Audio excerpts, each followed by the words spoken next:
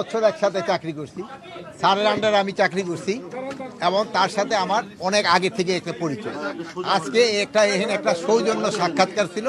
আমরা এই সৌজন্য সাক্ষাৎকারে আমরা বিভিন্ন ধরনের কথাবার্তা আমাকে পারিবারিক লেভেল, অন্যান্য লেভেল এগুলি আমরা আলোচনা করছি।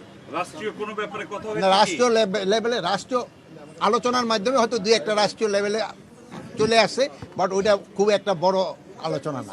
17.5 বছর পরে আল্লাহ পাক আমাকে নির্দোষের মাধ্যমে জেল থেকে ছুটেছি এবং আজকে জাতীয়তাবাদী দল, বাংলাদেশ জাতীয়তাবাদী দল থেকে একটা টিম করা হয়েছে। সেই টিমের মধ্যে আমি একজন, আমার সাথে সিনিয়র সেক্রেটারি আছেন কামরুজ্জামান সাহেব, রিমন সাহেব, তারপর হচ্ছে আরেকজন মাহবুব সাহেব আছেন এবং আরেকজন আছেন আমাদের সাথে, তিনি আজকে আসতে পারেননি।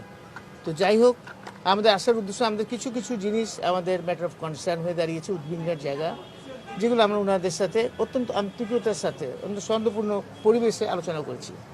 সেই সৌহার্দ্যপূর্ণ আলোচনার মধ্যে আমরা আসছি বিশেষ করে বর্তমান ইন্টারিম গভর্নমেন্ট, মাননীয় প্রধান উপদেষ্টা এবং বর্তমান সরকারকে সাহায্য করার জন্য। সেই সাহায্য হিসাবে যেগুলো কনসার্ন করে সেইগুলো আমরা ওনাদেরকে আমাদের ব্যক্ত করছি। উনিও একই জায়গায় একমত পোষণ করছেন। মোটামুটি খুব আলোচনা অত্যন্ত ফলপ্রসূ এবং সৌহার্দ্যপূর্ণ হয়েছে। আপনি বললেন যে উদ্বিগ্নটা কি, বিষয়টা কি, ইস্যুটা কি? স্যার ক্যামেরায় বলেন।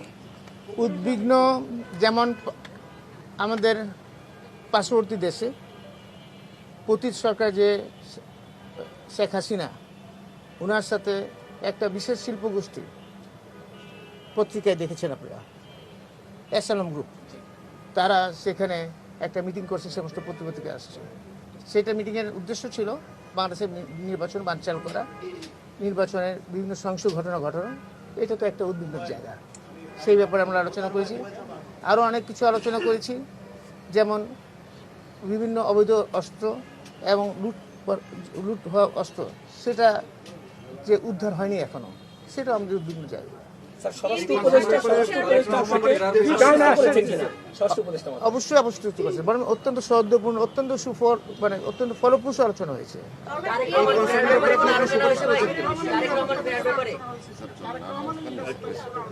আরেকটা জিনিস আমি বলি,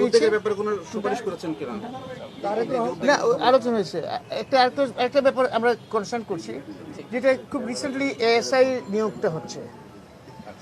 সাধারণত নিয়োগ হয় কনস্টেবল, এসআই এবং এসপি লেভেলে, কিন্তু দেখলাম এএসআই লেভেলে নিয়োগ হচ্ছে। কনস্টেবল থেকে যারা হয় তাদের একটা ক্যারিয়ার থাকে, যেমন সে এসআই হবে, ইন্সপেক্টর পর্যন্ত হইতে পারে।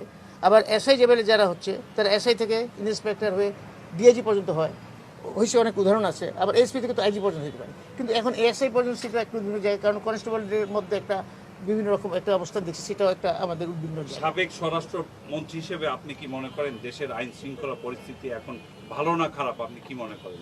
আমি এটুকুই বলবো না, ভালো করার যথেষ্ট চেষ্টা করছেন, আন্তরিকতা কোনো কমতি নেই।